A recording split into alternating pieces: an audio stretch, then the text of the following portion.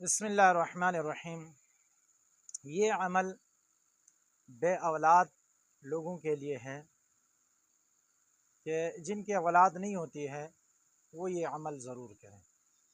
और एक मुसलमान का अक़ीदा ये होना चाहिए कि औलाद देने वाली ज़ात अल्लाह की है।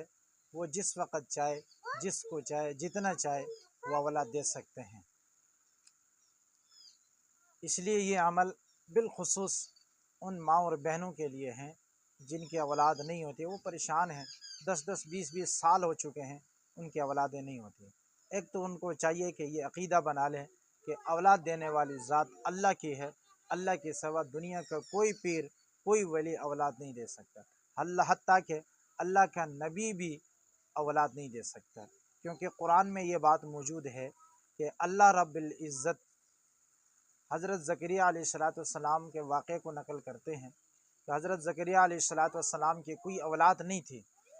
जब उसने अल्लाह से दुआ मांगी तो अल्लाह रब्बुल इज़्ज़त ने बुढ़ापे में औलाद से नवाजा। तो ये इस बात की दलील है कि औलाद देने वाली ज़ात अल्लाह की है। एक तो ये है कि अल्लाह से मांगते रहें। जो दुआ हज़रत ज़करिया अलैहिस्सलाम ने पढ़ी थी, उस दुआ को, जो कुरानी दुआ है, उस दुआ को हम पढ़ेंगे तो इंशाअल्लाह अज़ीज़ अल्लाह रब्बुल इज़्ज़त हमें भी औलाद से नवाजेंगे। ये अमल कैसे करना है और इसका तरीक़ा क्या है? तरीक़ा ये है कि आप इस अमल को रात के सोने से पहले 11 मरतबा इस दुआ को, जो ज़करिया अलैहिस्सलाम की दुआ है, आपकी स्क्रीन में वो दुआ नज़र आ रही है, इस दुआ को आप पढ़ें 11 मरतबा रोज़ाना सोते वक़्त और दुआ करें।